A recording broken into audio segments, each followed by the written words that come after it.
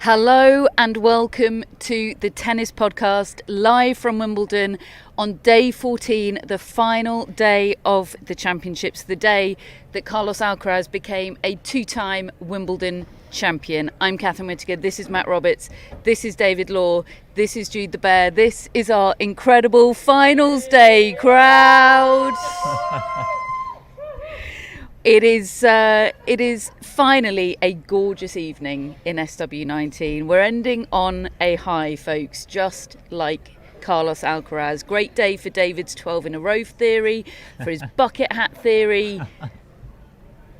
For your prediction, David. Yeah, it has been a good day. I think it's a fair way to go for one of those to actually come off, and I haven't had as much alcohol as I had this time last year, but I don't see anything that makes me feel differently, really. I mean, yes, that might sound like an absurd number, but I think we've seen today that he is capable of winning Grand Slams, as he did a few weeks ago when he's not playing his best tennis. We've seen him get to a Grand Slam final when he's not playing his best tennis. And then you've seen today what happens when he plays his best tennis.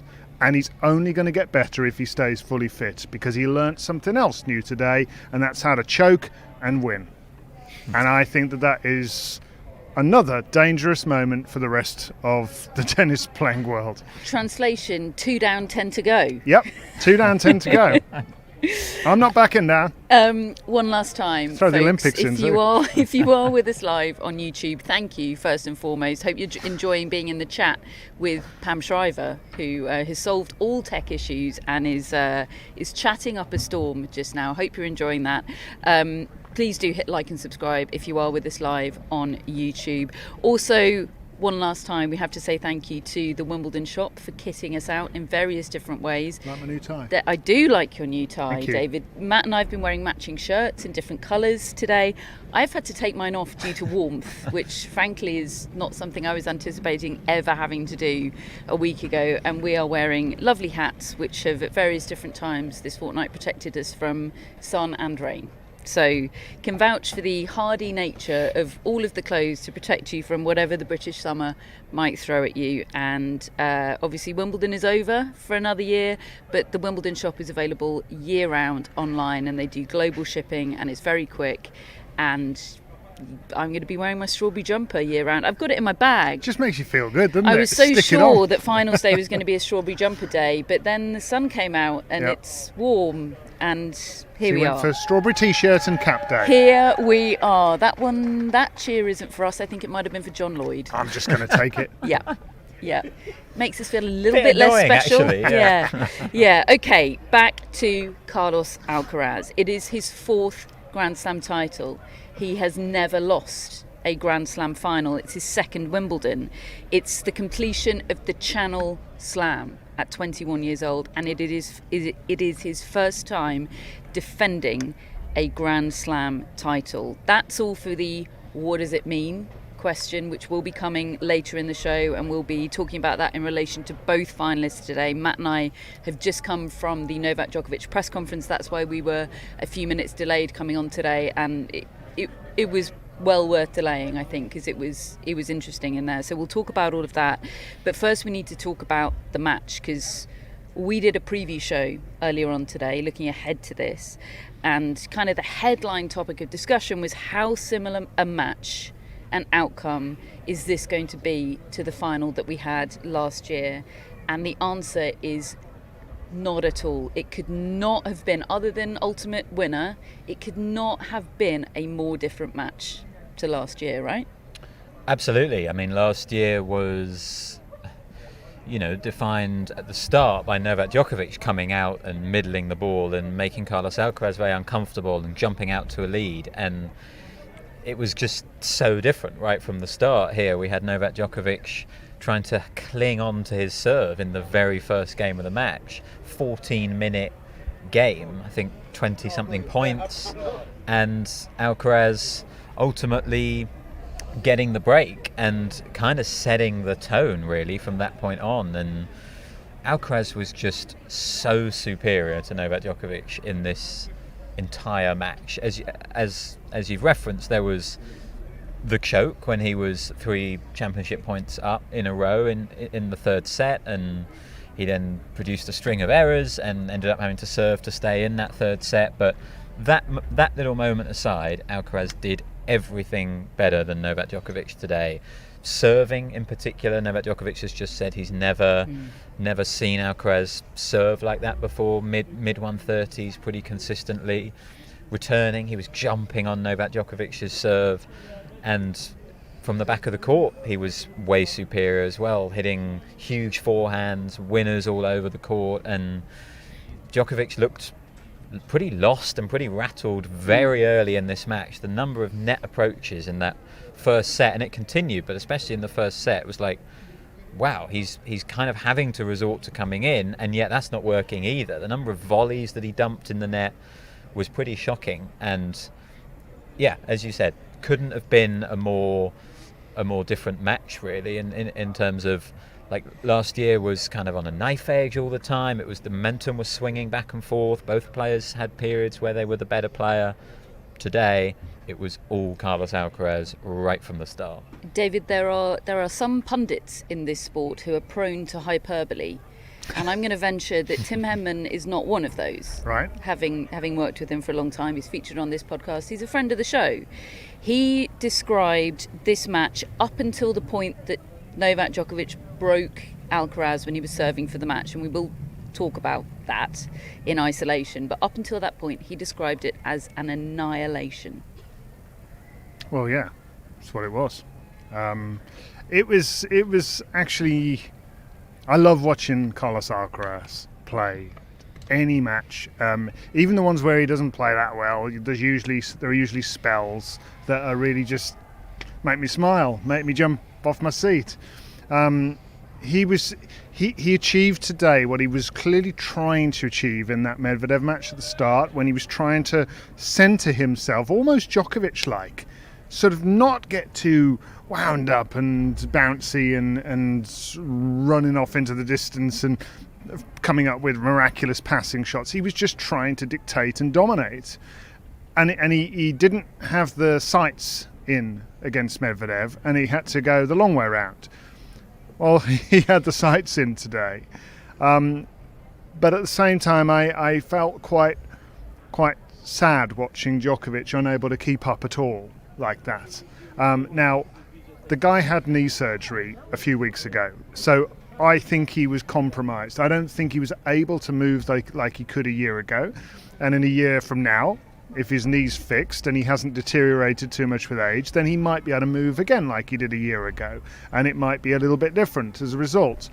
But at the same time, I was talking the other day about how he gets you off balance, and yet that's what was happening to him. He was being unbalanced by Carlos Alcaraz. He was constantly being forced to change direction quickly, and the ball was on him too quickly. He just couldn't handle the pace of the ball that was coming at him, or the quickness of thought of Alcaraz.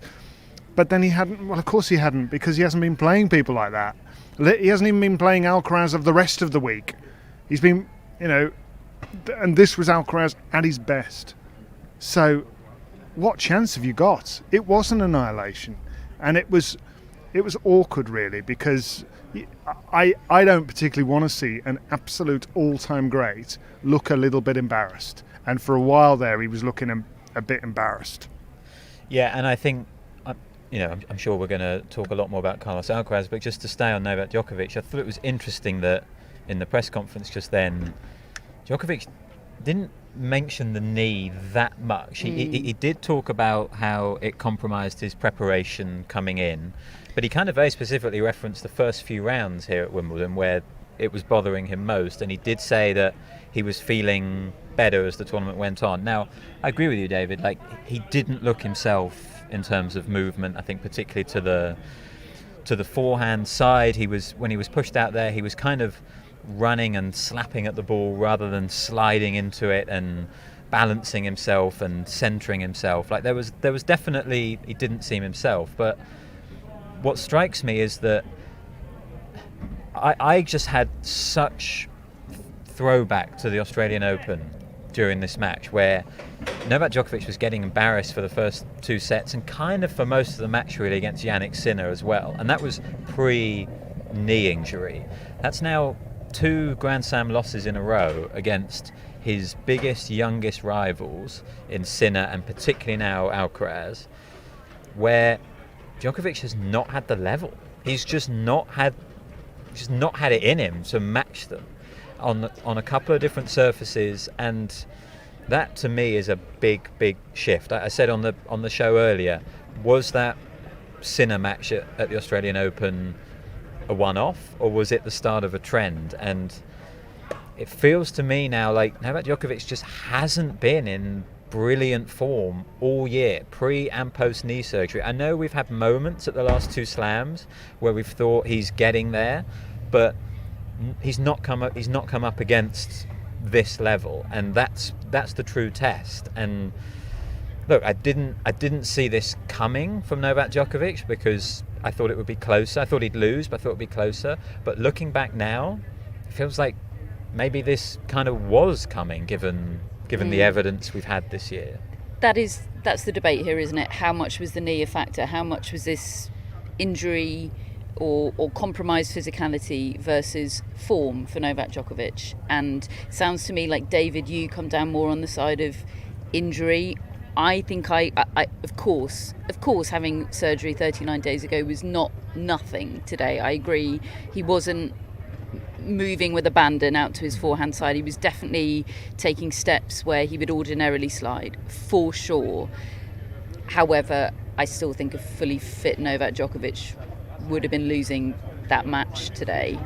And again, the data sample of the Sinner match at the Australian Open, I think, adds weight to that. But then I guess on a third hand with this debate is, does it matter? Because aging means getting injuries. It means exactly. being more prone to this stuff and having to have surgeries, albeit ones that you bounce back from in extraordinary time frames. Like, this is how age-related decline happens, right? This is how it happened for Federer. Absolutely, and I think we have got to be realistic about that. I mean, I think it's extraordinary that Djokovic got to this point, and that he keeps on competing even near these guys at the very top, given everything he's already done.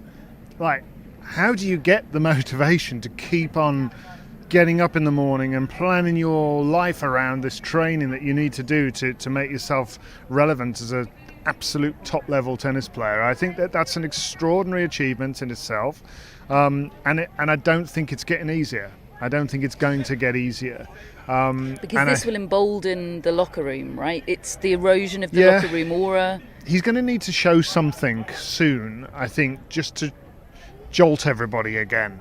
I mean, at the moment, he's kind of achieving it by getting to these finals and still having this extraordinary record of having won 24 Grand Slam singles titles. So apart from Sinner and Alcaraz, really everybody's still got a problem with him. It's not like other people are coming out and ending his Grand Slams for him. But that might start happening. And I think if that does, then he might be in a different headspace in the future. Gosh, it's so fascinating, isn't it? Matt, the Sinner match in Australia this year was undoubtedly one that was in all our minds throughout this match. I also had the Australian Open final of 2019 felt very similar in my to mind me, throughout because this match. In that match, you had, I think, pound for pound, that's Djokovic's greatest ever performance. He was playing a guy, his old rival, who had looked great all the way till the final and been beating people in straight sets. And it felt quite similar to me. Matt and I have had a slight difference of opinion on which one it felt most like. Was it the Sinner Djokovic at the start of the year, or was it that one, which is one you came up with, Catherine? Yeah, and it's that one for me. Pam praised me. No, it was Simon Briggs, wasn't it, that praised me for having a good take, and Matt doused it. Doused the flames. Look, it's a great take.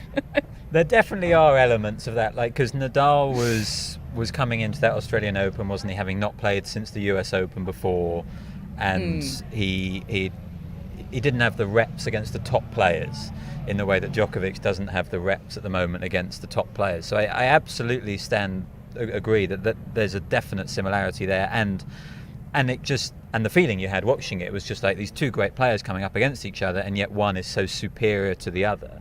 We were expecting a classic, I think, or at least Catherine and I were.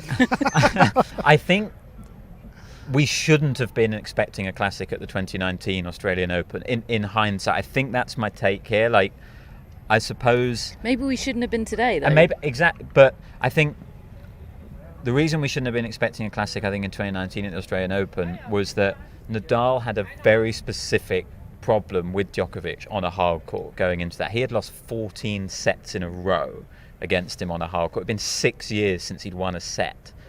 And I think even Nadal playing well wouldn't have been able to live with that version of Novak Djokovic then. I can't argue with numbers.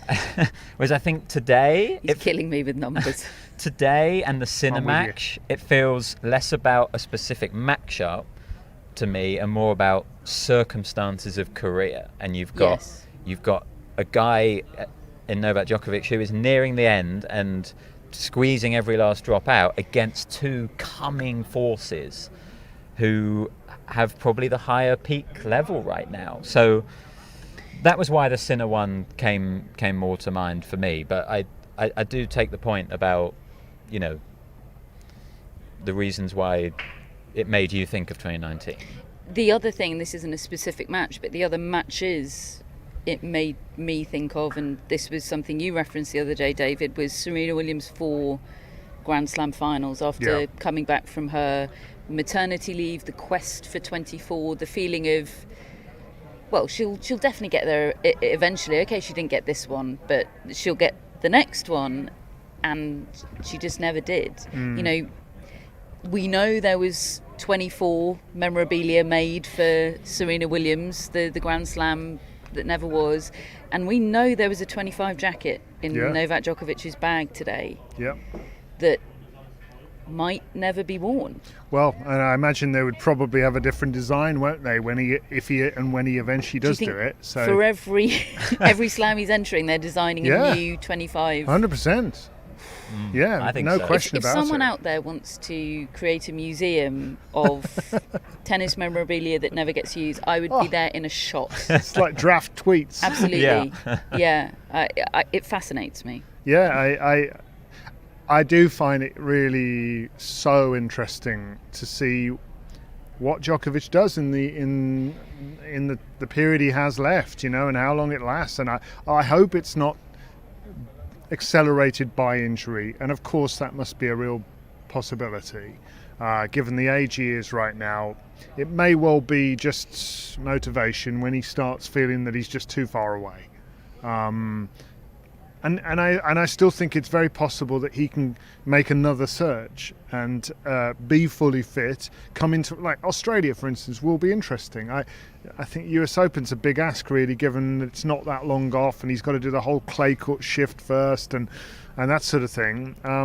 But any time you see the all-time greats wrestling with their sort of tennis mortality, I'm so drawn to it, and yet I feel slightly melancholy about it as well, because you know that it's not got that long left, but it makes them all the more interesting. You know? Yeah. And I'm, you know, despite everything I've just said, I feel like I've been made down on Novak Djokovic on this podcast. Like, I'm not giving up on him. Like, I do think, as David says, it's very possible he could find it again. Also, like, I know Carlos Alcaraz feels really like he's reliable now. You know, he's got a really good record of getting to the latter stages of the slams. But, you know, he was very close to defeat to Francis Tiafoe early on in this tournament. And if something like that were to happen at a slam in the next year, if Alcaraz were to lose early, which, you know, it's not impossible, despite the fact he's winning 12 in a row, like, that might be all Novak Djokovic needs to get one more. Like, he got to the final here. Okay, Sinner, I think, would cause a problem as well, like he did in Australia. But, you know, if Sinner were to, say, lose to Medvedev and suddenly it's Djokovic against Medvedev, I'm not knocking Medvedev, he's a great player as well, but I think Djokovic I don't think Medvedev's got that top gear that Alcaraz has shown today. And I think if he just keeps putting himself in that position, he might be able to take advantage of a draw. But I guess I am starting to doubt whether he will be able to beat Alcaraz and Sinner at their very best now, age 37, and the chances are, I know his ranking's really good, but like the chances are he might have to beat a couple of them, which he becomes a victim of the Pat Hunter theory. You only have to slip down to 5 in the world that see Medvedev for the shape of your final stages of a slam to look very, very different. I mean, or even 3 in the world changes things versus 2. But I think what Djokovic's tournament here does demonstrate is that there is a big gap between obviously Djokovic himself, Sinner, Alcaraz. I'd put Medvedev in there. I'd probably put Zverev in there. But then like players like Fritz and Rublev and and I don't mean to pick on those, but like the ones who aren't at the very, very top. Fair though. I think there is a bit. I think Djokovic can, and Musetti, like, he can beat those guys still. Yeah. But can he beat the very best guys? I think there's a question mark. The real loser today is Lorenzo Musetti. Right. Just finally on the Djokovic element of this match before we move on to give Carlos Alcaraz some much needed love. Some of the quotes about the nature of the match today weren't extraordinary, given that it completely reflected what we all felt like we'd seen, but just extraordinary to hear 24-time Grand Slam champion talk like this about a Grand Slam final. He said it was all about him today. He said he was better than me in every single aspect. Basically said he felt totally powerless out there. How many times in his life will Novak Djokovic have felt like that on a tennis court, let alone in a Grand Slam final? The only other Wimbledon final he lost was in straight sets to Andy Murray, but he wasn't nothing like this. He wasn't match. This player. Maybe either. Nadal at the French. I remember that COVID French Open when Nadal came out and absolutely blitzed him in the first set, and probably sometimes early in his career when he'd have come up against Nadal at the French. But like since he's been, again, Alcaraz's word, superhuman, like it's so rare. For Novak Djokovic to feel totally impotent on a tennis court, I cannot imagine how discombobulating that must be. For particularly him. At Wimbledon too, Absolutely. Which he has made into his kind of. Is it his best surface? I mean, I suppose you look at 10 Australian Opens, so I actually think the closest one is the Sinner one in that regard. He looked bereft for 2 sets and then found something, and I also think that Sinner had a bit of what Alcaraz had today of like, oh my God, I'm about to win, and stopped playing quite so well. But like I say, I can't get over the feeling that it was actually quite embarrassing for him. To win 4 games in the first 2 sets. You saw them at the net together at the start of the match, and they're hyped up, and they really, such mutual admiration between them. There's a little pat on the back, and they both look so pumped and excited to be there and looking forward to a really close match. And then it was nothing like a close match. And look, Alcaraz is a massive part of the reason for that, but I just thought, here you are on your stage, 15,000 people, and everybody's hyped up this match, and you can't get anything going, and you can't, like, your legs are not taking you to the ball, and you're looking a bit disorientated out there. Do you think he would have liked someone to start booing? For real though, like that is fuel. Who knows? To him. Maybe. And actually, I still don't happened. think the tennis was there for it to matter. He did look like he was absent. He looked like he was flat. A ghost, there was a moment where I think Marion Bartley said it in our commentary box. She said it's like he's observing the match, like he's not on the Great court, line. like he's with us watching this imposter struggling to function. And when he played Nadal and reduced Nadal to that player who looked very similar. All the way through, I kept thinking, why isn't Nadal getting pumped up? Why doesn't he show Because you feel like an idiot. You feel like you can't. Nothing's going right. So what's there to tap into? You can't fake that necessarily. I mean, he tried. I remember in that Davis Cup tie, he picked on one little noise, and he was like, "Come on, then," and got them to go at him. But I think he felt embarrassed, and the only thing that was going to get him back into it and make him feel better was to start playing better. Right. He got let back in with the choke, but even in that set he was already playing better. There were holds of serves where he would shake his fist, and he was like, "Come on, it's coming." But it was still behind the guy opposite him. And there was one moment in the third set where Djokovic was 3-2 up and Alcaraz was serving, and Djokovic did play a really good point, and he did encourage the crowd, and they did start to go with him. But then in the very next point, Alcaraz hit him with like his signature move, which is like the drop shot and the lob, and he just immediately got the crowd back on his side. Like the crowd went with him as well. It was like the perfect moment for Alcaraz to just say, "Hang on a minute." Like, don't you get any ideas about trying to get the crowd on your side, like now after all these years, sort of sympathy applause as I'm booing him thrashing 5 you. days ago. Yeah, like I am going to bring out my highlight reel shot now and immediately get them back on my side. They're like, "We won a match," but actually that was what a drop shot. Yeah.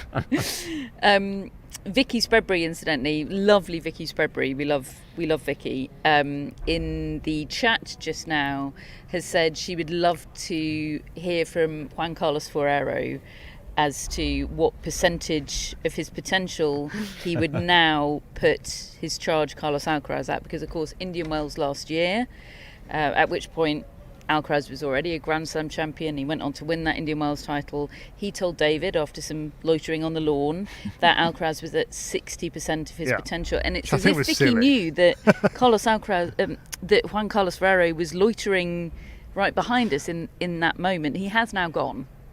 So we can't ask him right now, but we will get David to loiter at a later stage. If you had to guess what he would say, 85. Which is...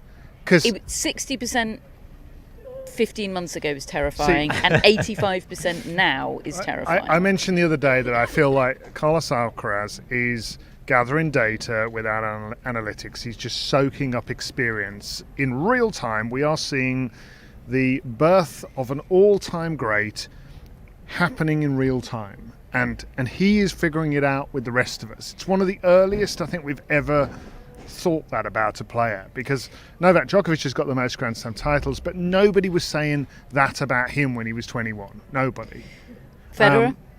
Federer, people like me were saying, you want to see this guy's talent, but at 21, Roger Federer was winning his first in 2003. Nadal was clocking him up on clay, but honestly, did anybody really think he was going to do what he did on other surfaces, let alone win 14 Roland Garros titles?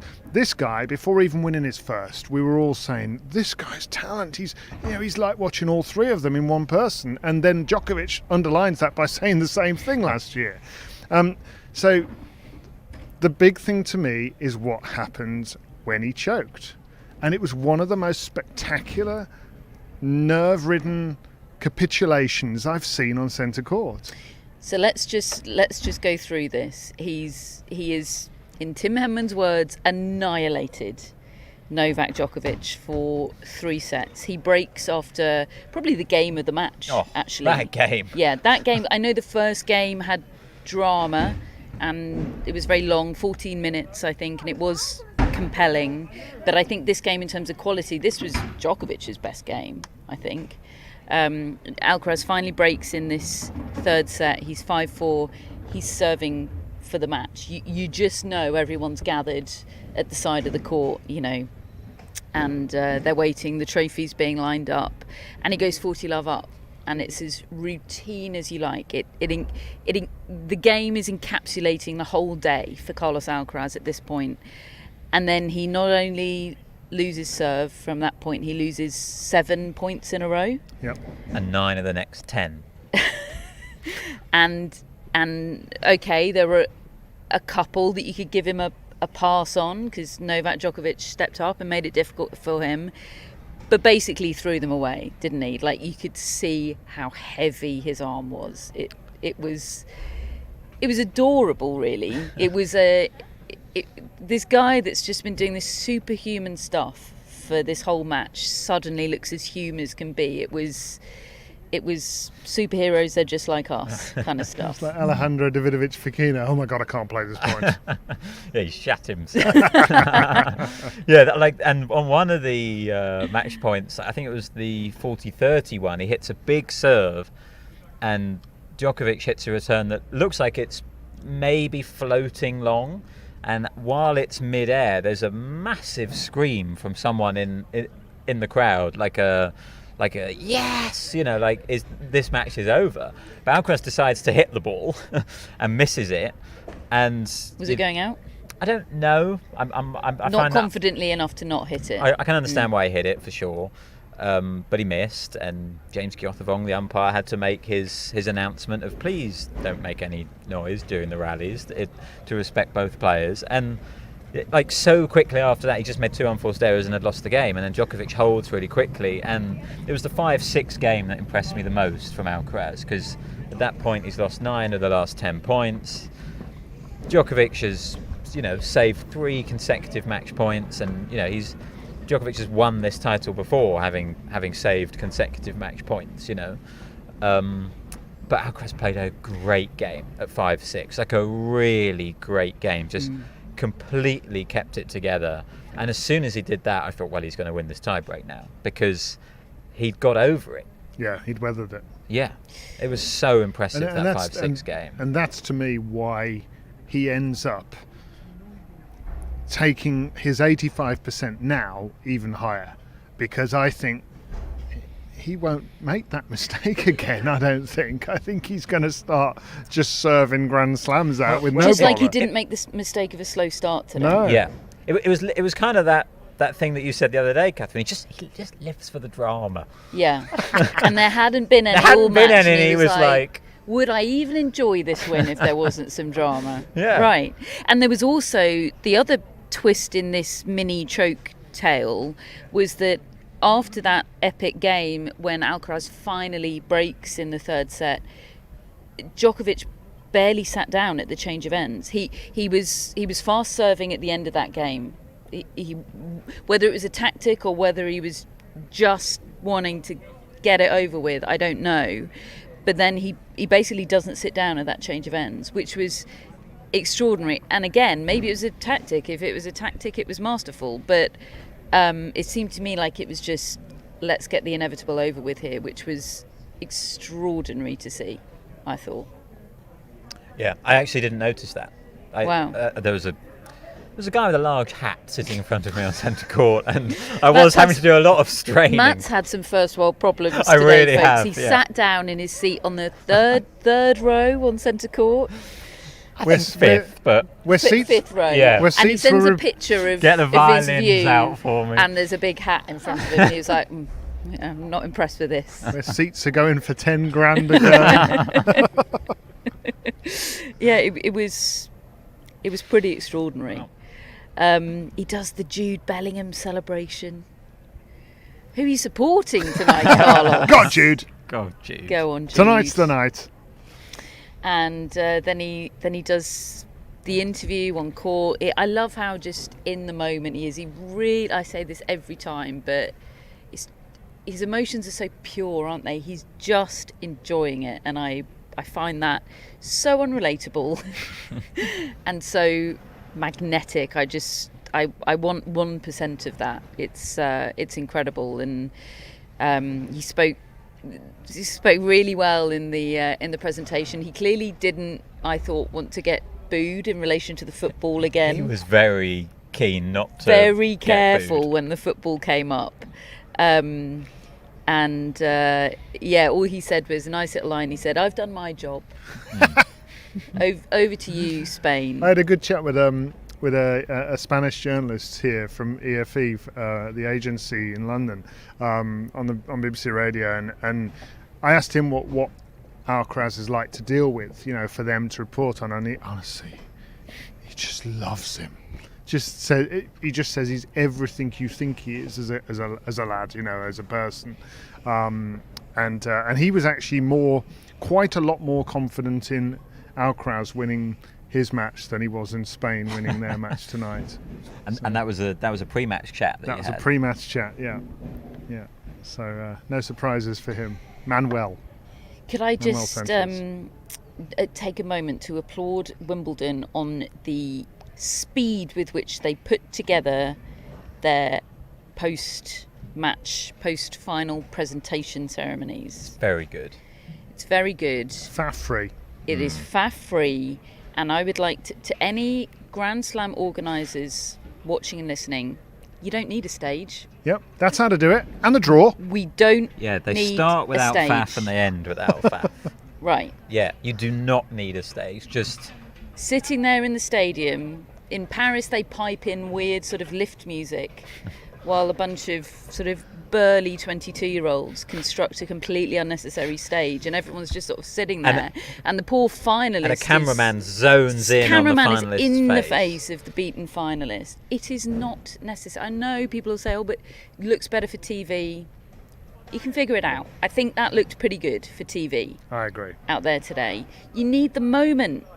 Don't let the air go out of the stadium.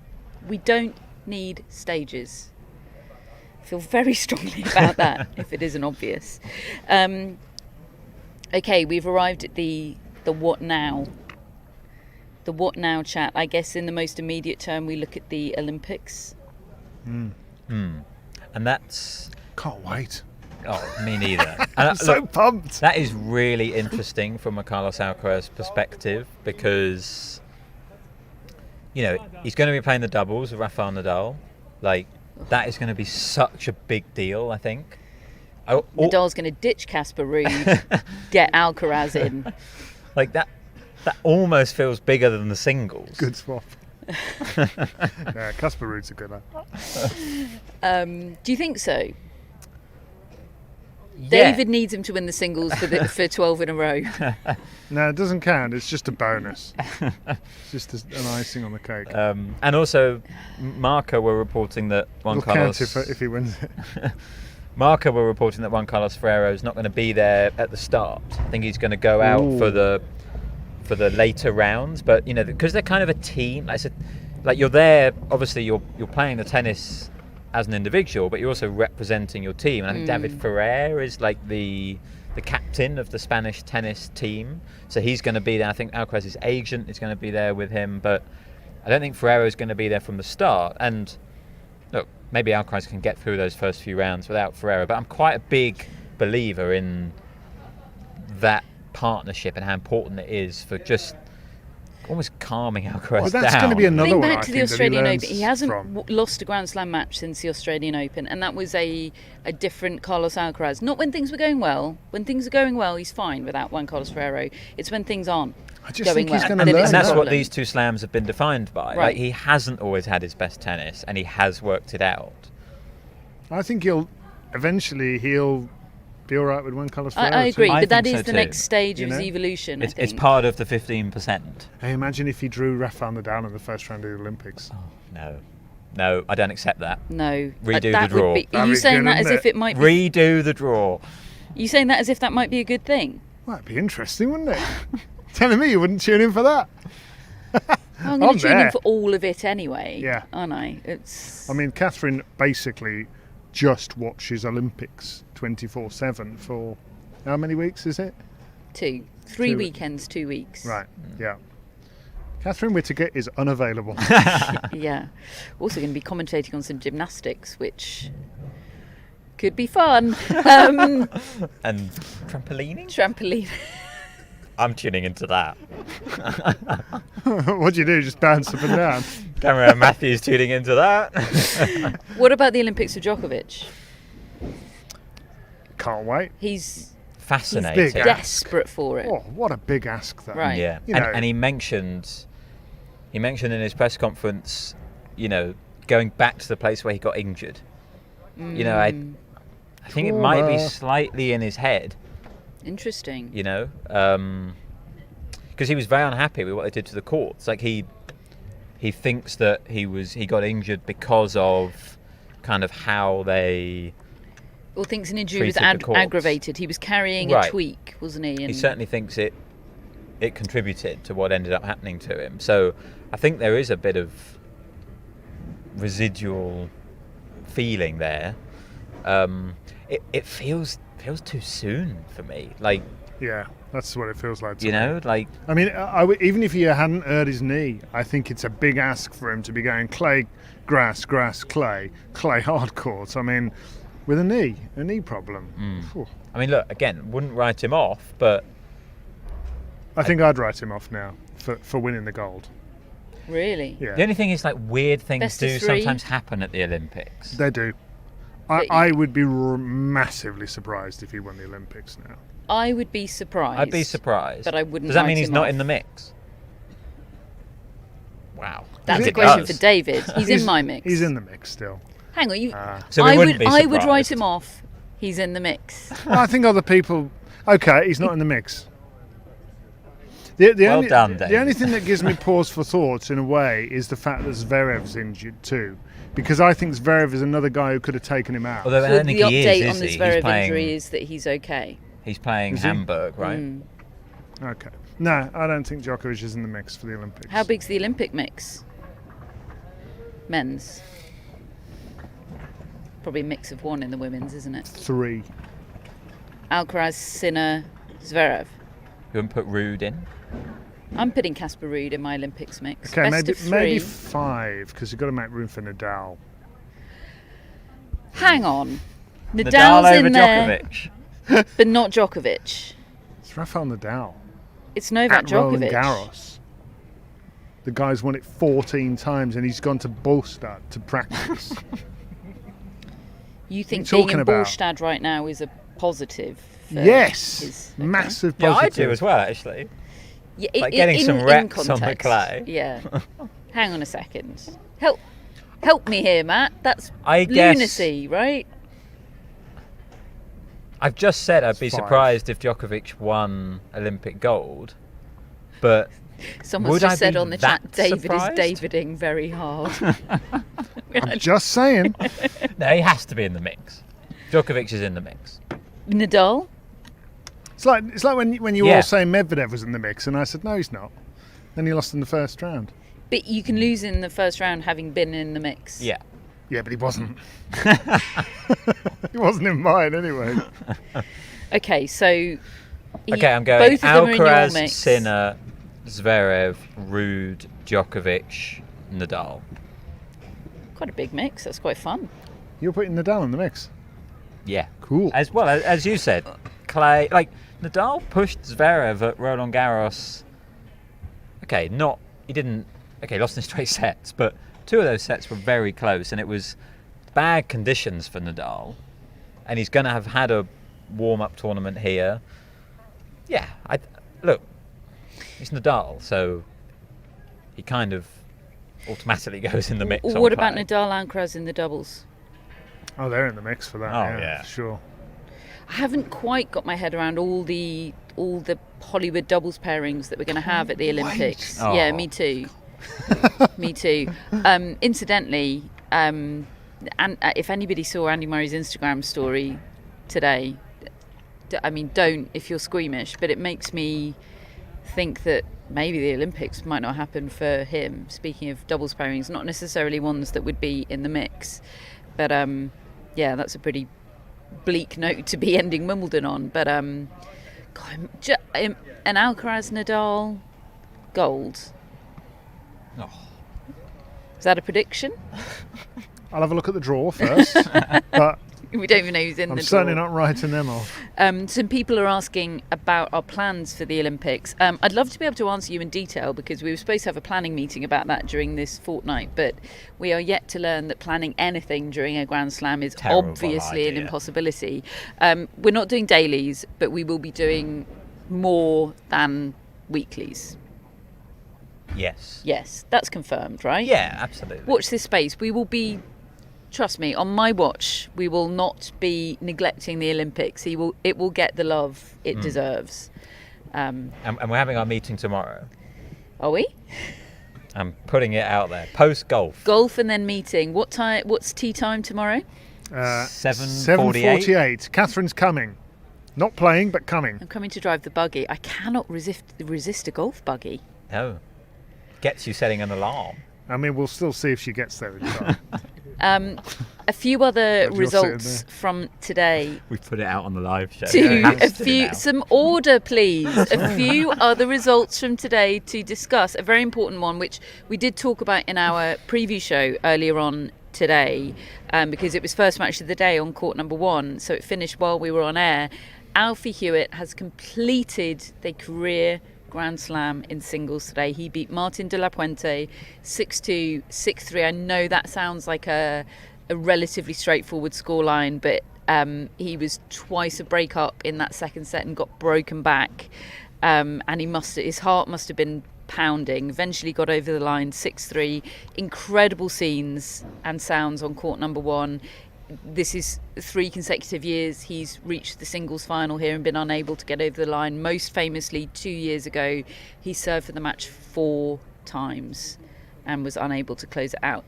It's a wonderful story. I was hoping to be able to go to Alfie Hewitt's press conference, actually, but of course, he didn't come to press after that win because he went out again to play in the men's wheelchair doubles final and won that too. Alongside Gordon Reid, they beat Takito Oda and Takuya Miki 6-4, 7-6. What a day for Alfie Hewitt. I'm so happy for him. Yeah, me too. I've said it a few times. Love interviewing him. He's always such a gent, and he's so good at giving you an insight into what he's feeling and going through as a player and how much it means to him. And geez, this felt really up in the air after the last couple of years. Can you stomach that disappointment and being that close and not getting there and getting over the line? And with the way Takito Oda has come on in the last year or two and being so young, he's been a problem for him, and he's hasn't like he? beaten him comfortably a couple of times. I mean, there really was the question mark: are you ever going to be able to do this? And you could feel that in that final game. I mean, comfortable lead, as you say. But upon match point, upon actually getting the moment of victory, I don't think you could see a more pure combination of joy and relief. It was Andy Murray-esque, really, from 2013. And very, very happy for him and richly deserved. Yeah, here, absolutely. One of the stories of the fortnight, without doubt. We had the women's doubles final taking place last night. We were actually here for all of it. Somehow, after the sort of earliest finish in terms of singles play at the tournament, we ended up here later than any other day last night. We were sat in the media restaurant at midnight. And the rest, I think. Yeah, and the rest. Yeah, good times. Doing good King times. of the Naughties. Doing King of the Naughties, and I have footage from those Yeah. scenes, folks. Oh, so do head over to our Instagram. Matthew's just stood up. He stood to attention. For like the first time for all 2 weeks, he's got himself a chair for this show, but he's Yeah. just stood up worried about that footage, I think, because David behaved very respectfully and Yes, very respectful. Whereas Matthew kind of disgraced himself, I would say. He did a jog around the pizza kitchen Yeah. after achieving a draw. Yeah. A tie that will be broken tonight, by the way. A pretty king big has to be comeback. crowned. The thing is, I haven't thought of another No, question. no. Leave it with me. A king Okay. must be crowned. I Can you, liked the draw in folks, the moment. if you're here live, please back me up in the chat here. A king must be crowned. Matthew A crown is cannot saying be no, shared. no. The last Olympics high No one can hear you, Matthew. but you can hear me. The last Olympics high jump, the two were drawn. They Oh. did. They agreed on the The Italian Yeah. and the Qatari. For anybody that can't hear, Matthew good radio, this, isn't it? is citing the Olympic high jump final in Tokyo, which, fair dues, they did agree to share the gold medal. But Which that's I think David's happy because it's like the Ryder Cup or the Solheim Cup. Like David won it last year, so I've retained it. So you've retained it. Like Matthew needs but to last year was win. 90s. This is noughties. Yeah, but it's still like he's undefeated. It's like the I'm Ashes. I'm the people's champion. Matthew, if you want to have your say, right of reply, you have to come in front of the camera and answer the demands of the people. I was trying to talk about the women's doubles Sorry, final. I derailed things. Won by Taylor Townsend and Katerina Siniakova. Taylor Townsend is just a joy to watch no matter what kind of tennis court she is on. I love watching her. It has to be said that Katerina Siniakova does seem to be the common denominator in She's doubles incredible, success. isn't she? Absolutely incredible. Yeah, I mean, if you think that Coco Gauff had never won one before, Right. she goes and She I mean, makes sorry, me feel Jessica like Pegula, but she seems better with her. She makes me feel like I could be her partner and, it'd be all right. Yeah.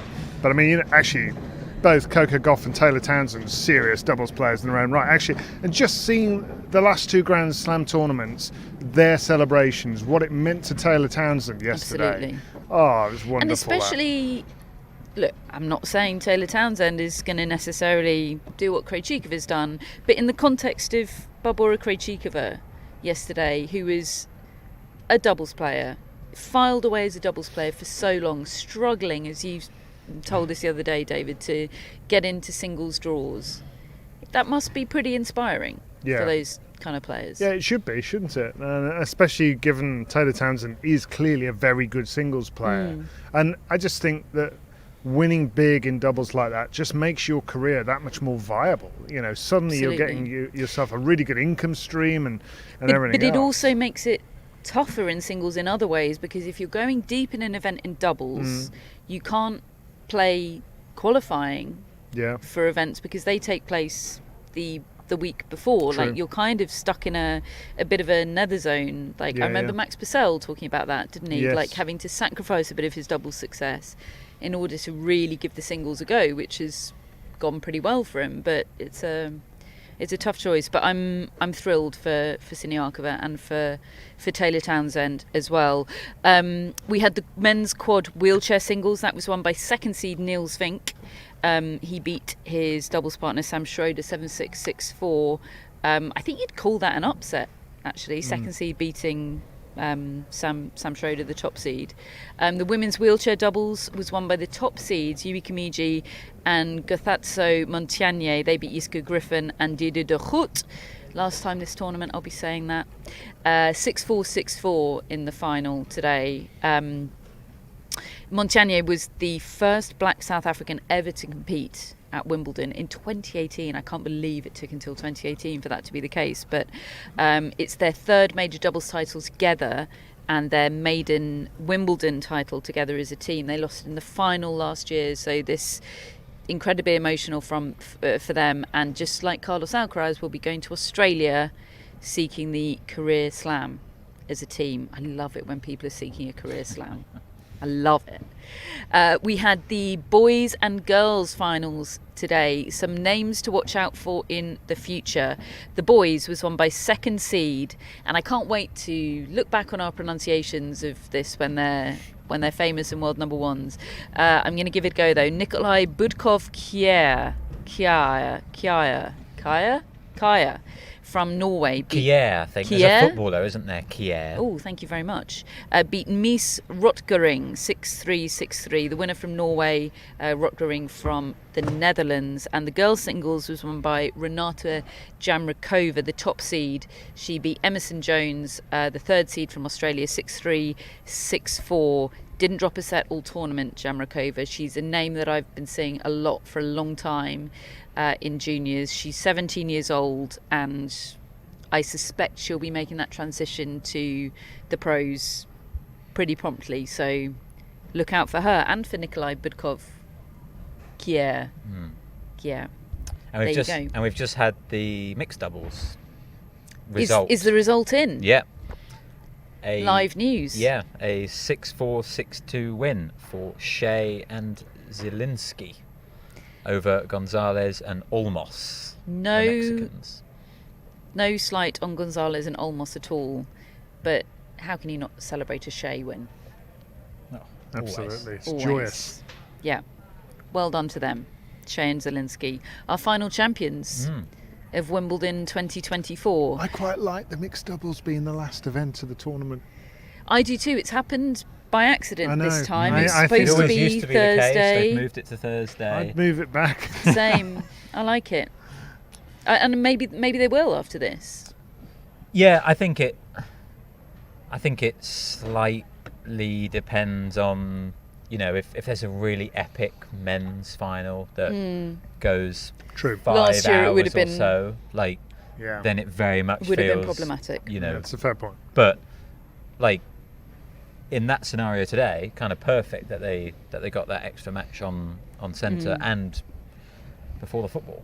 Yes, absolutely. Don't mention the football. We have some big news to end on, folks. In fact, we have quite a few bits of business to end on here. We have thank yous, we have shout outs, we have an attempt to pull at your heartstrings coming up.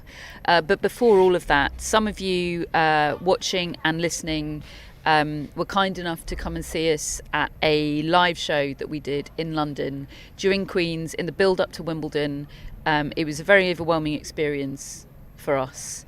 Our first, we'd done live shows before prior to the pandemic, but nothing quite like this, and it was very, very special. And I know lots of you that came seemed to have a very nice time. I don't want to speak on your behalf, but that was the impression that you gave, and it gave us enough confidence that we are going to be doing a live show in New York, folks. We're playing off Broadway. Dreams are coming true today, folks. On Thursday, the 22nd of August, we will be doing a live show at the Green Space in Soho, Manhattan. Check us out. Check us out. Limited tickets are available for the event. We didn't want to get too big for our boots. For that reason, we'll be live streaming this event as well. Those online tickets will be priced at $10, $5 for friends of the Tennis Podcast. Friends will also get priority access to in-person tickets. There'll be a bar, bespoke merch available as a souvenir from the evening, and we'll be in the bar after us as well. So if it's any kind of enticement, and it's okay that it's not, you can have the chance to hang out with us for a drink afterwards as well, maybe even a special guest or two. TBC. We have some incredible sponsors for this event. I would like to shout out Greg Weston Hall, who we just call Nice Greg. We love Greg. We love Greg. Legend. Great Greg. Nice Legend. Greg. He's always been a tremendous supporter of the podcast, and he was guest editor of the Jimmy Connors Tennis Relived episode that we did a couple of years ago prior to the US Open, and that is, and I think will always be, one of my very favourite editions of Tennis Relived, and that was largely due to Greg's incredible contributions. So thank you, Greg, or Nice Greg. And also thank you to AO Travel, who will be supporting the event in New York. AO Travel and Experiences have curated packages that include luxury accommodation, hand-picked dining and entertainment, plus prime seats for world-class tennis. The team at AO Travel and Experiences takes care of every detail, and we will be proud to have them supporting us at the US Open. Tickets will be going on sale this week. There will be priority access for friends of the Tennis Podcast. If you want to become a friend, the link to do that is in our show notes, and details for tickets will be in the newsletter. So do subscribe to that. Off-Broadway debut. Very exciting. Bit scary. That was a muted round of applause from cameraman Matthew. It's because we haven't booked him, isn't it? We didn't know if you were going to be in New York, Matthew. and that's US Open draw day. It is. Which, as people know, Grand Slam draw day, a great day anyway. So hang out with us in the evening. Absolutely, yeah. Get our hot, soon to be cold takes on the US Open draw. As I say, if you want to become a friend of the Tennis Podcast, the link to do that is in our show notes, and there are lots of reasons to do it, not least the fact that if you're worried about post-Wimbledon blues, which I am, quite frankly. We'll be recording our Wimbledon review show Tuesday, probably. Wouldn't want to interfere with the golf tomorrow. Tuesday, maybe Wednesday, certainly in the next 2 or 3 days. And we will have voice note contributions from some of our favourite people in the sport to get their perspectives on the Wimbledon that we've just seen. And we always have different takes, don't we? With the benefit of just a couple of days consideration and viewing the tournament as a whole. We love those shows, and we think friends love them too. So that'll be available for you very soon. We'll have our Q&A show for July, our live Q&A show on YouTube, especially for friends of the Tennis Podcast, and we'll also have our next edition of Tennis Relived. Can I reveal who that's about yet? No. Matt puts the kibosh on it. Well, it's not about a specific person, so I'm worried that you might reveal the wrong thing. Yes, I was at risk of doing that. You've read me correctly, but can I reveal the right thing? Sure. Now that you've guided me in that direction, Sure, let's do that. Maybe you should do it just to be safe. Our next edition of Tennis Relived will be our US Open edition of Tennis Relived, Yes. which is going to be all about Super Saturday, and in particular the very famous Super Saturday that there was 40 years ago, and generally that concept of both of all the big matches being on the same day, the men's semi-finals and the women's final, Which is on reflection bonkers. Yeah. right. So we want Bonkers. to And it was at dig the into time that. too. Yeah, so we want to dig into that and talk about that and how it's changed, and specifically talk about the one from 84. That was Matt Futterman giving us a wave, by the way. The oft mentioned on the Tennis Podcast, Matt Futterman. Yes, we're very excited about that edition of Tennis Relived. And if it isn't obvious, our edition after that one of Tennis Relived is also very much in the works. David has been loitering up a storm for several months now, and both those editions are going to be extremely special. So the link is in our show notes. We have some thank yous, folks, some very, very important thank yous on this, our final edition of the Tennis Podcast live from Wimbledon for 2024. We need to thank Wimbledon for accommodating us, for giving us this incredible spot, for treating us so well.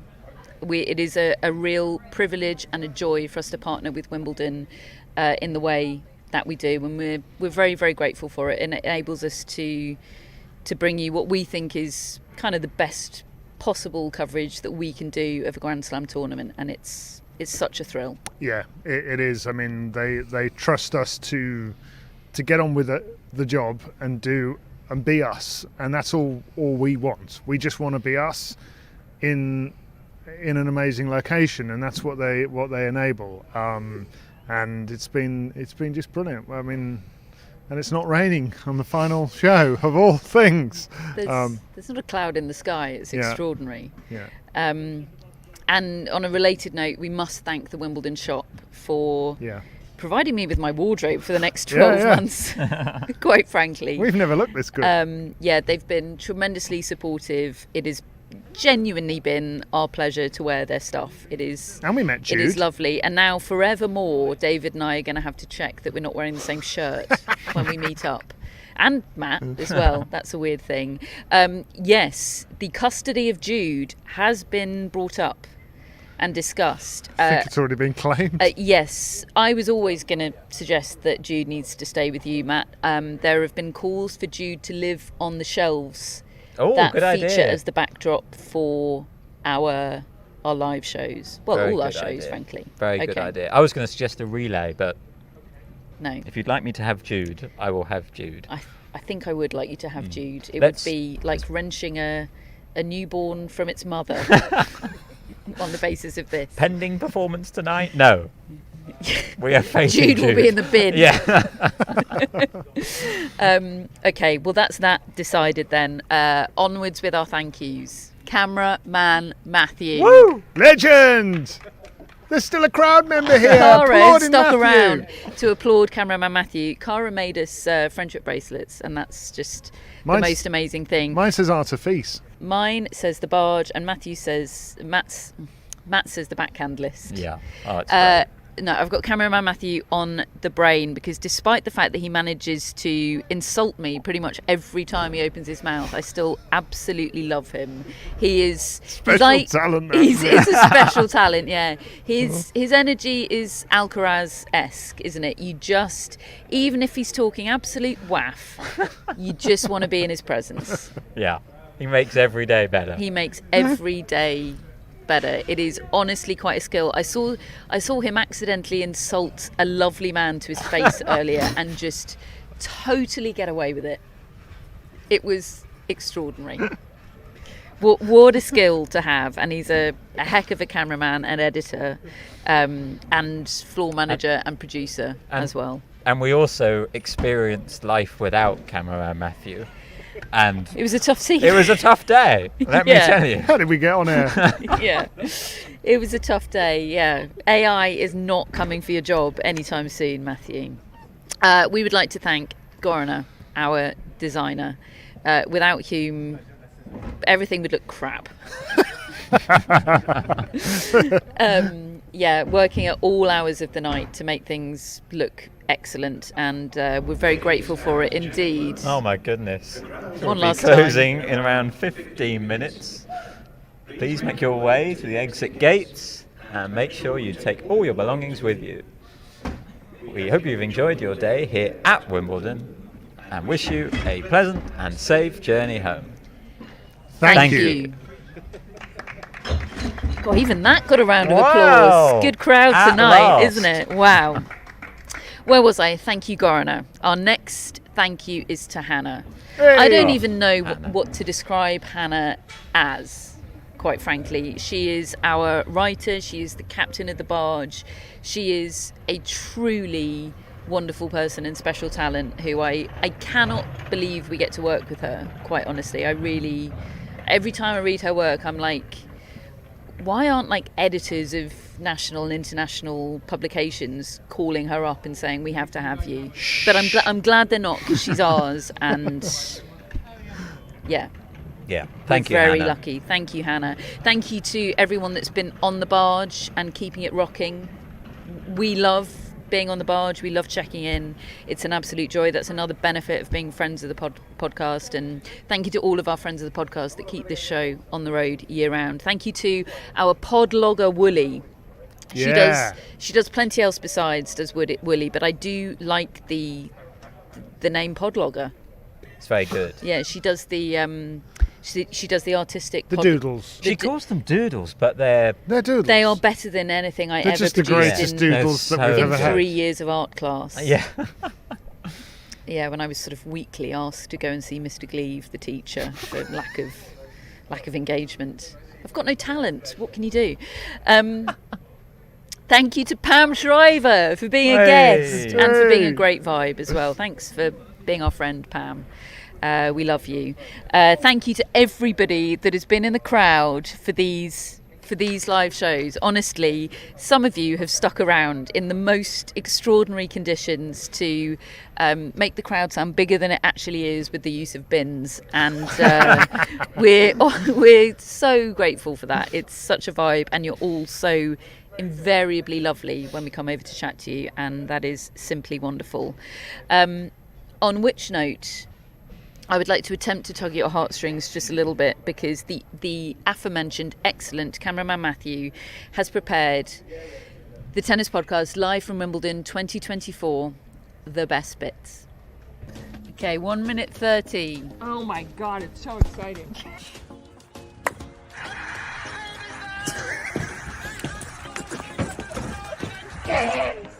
A lovely bear from the Wimbledon shop. We've just named him Jude. A half an hour ago, he was called "You bunch of useless idiots." But now he's called Jude because England have just won the football. And this is our crowd.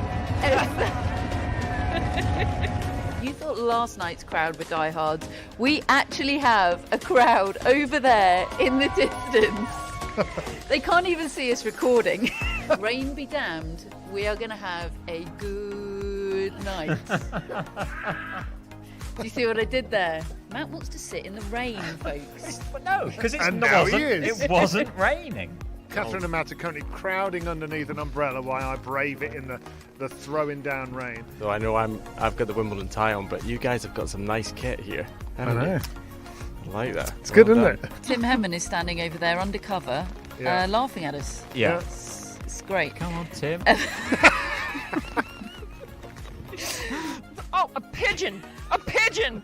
Just nearly got me. I go to the tennis podcast. Pam, the pigeon. I just felt the feathers on my head. Rumour of unexpectedly being in the Andy Murray Guard of Honour fame. That Guard of Honour generally was amazing, wasn't it? It was a bit like, oh, yeah, there's Holger Rune. Alongside Leighton Hewitt, and there was Novak Djokovic, and there was John McEnroe, and Martina Navratilova, and Conchita Martinez. Yeah. But yeah, that is an interesting match ahead, yeah. You either needed to be British or a Grand Slam champion or Holger Rune. Speaking of which, someone on the live chat has just said, "What is a Jude Bellingham?" Should we do Hannah, it now? it's over to you to explain that. Putin saver? Okay, so you've got to look away then. Yeah. Putin savers, so she did the drive-by. Yeah, like, Right. yeah.